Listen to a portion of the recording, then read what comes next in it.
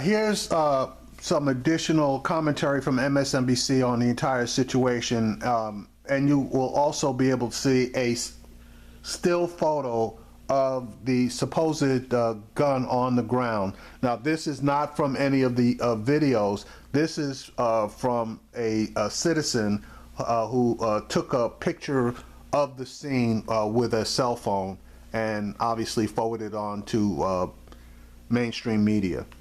Also new this morning, this is a photo obtained by our NBC station in Charlotte, WCNC, from an eyewitness. Police sources told NBC Charlotte that this is a photo that shows a gun at Mr. Scott's feet. Police claim that Keith Lamont Scott was armed and threatening when he was shot but his family members and witnesses claim that he was carrying nothing more than a book as he waited for his son to be dropped off. The police chief just announced he would honor the family's request to view that police video of the shooting.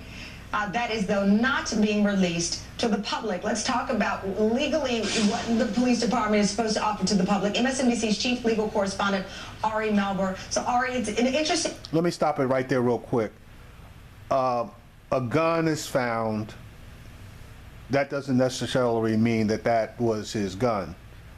I'm willing to take that on faith that it might have been his gun, and I don't have a problem with that because North Carolina is an open carry state. The fact that they claim they didn't find a book doesn't move me, because they could have found a book and basically just held it back, hidden it, destroyed it, whatever. This man was sitting in his car waiting for his son to be dropped off from school.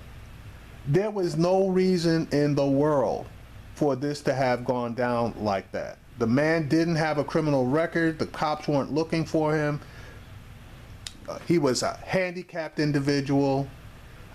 He was aware, as most of the residents in that particular housing complex, that the cops did a sting every Tuesday and Thursday on warrants for people. So I guess there were a lot of people that basically didn't show up at court.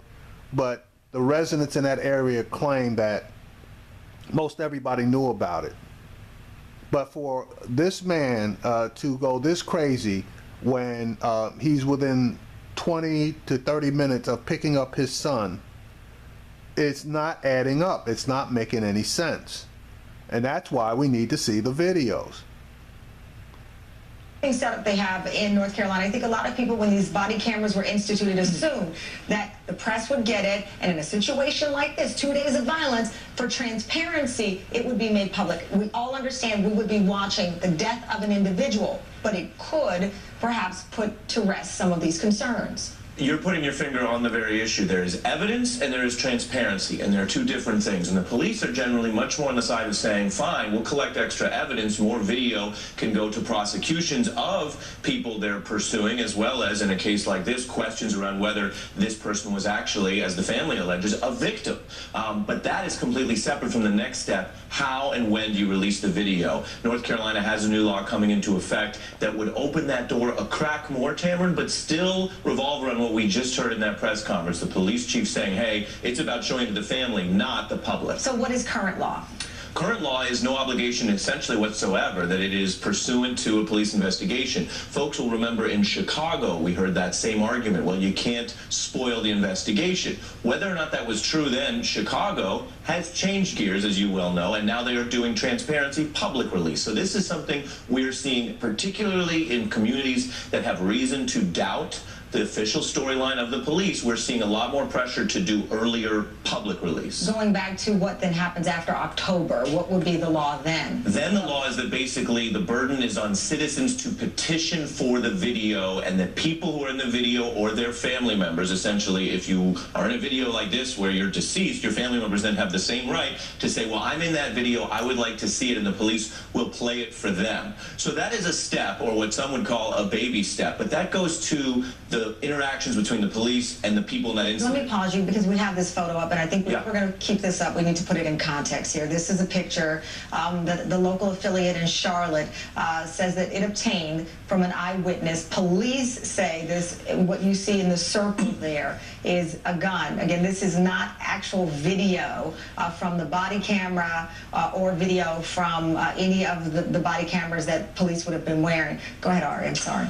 Understood, Darren. Yeah, and that kind of still or shot is one piece, right, of the additional government or police evidence that you would have if the full video was released. We also heard in that press conference the police chief characterizing what he believed was the presence of a gun, although he said it did not establish whether that gun was pointed in a menacing or threatening manner. To your point about what the police chief says he saw, listening to him describe at least a bit of that video, it sounds as if he doesn't have clarity based on the body cam video that he saw. I didn't hear clarity from him about a complete conclusion, right? I didn't hear that, and the mayor has been saying that she hasn't, as of this morning in an interview on CBS, she hasn't herself viewed this video yet.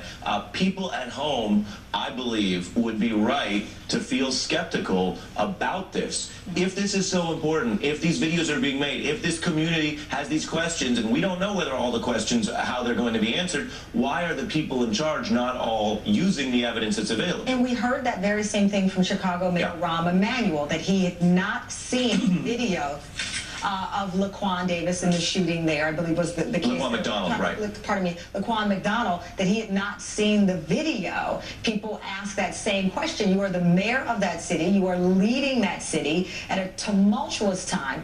Is there something legally that would prevent the mayor of Charlotte from seeing this video?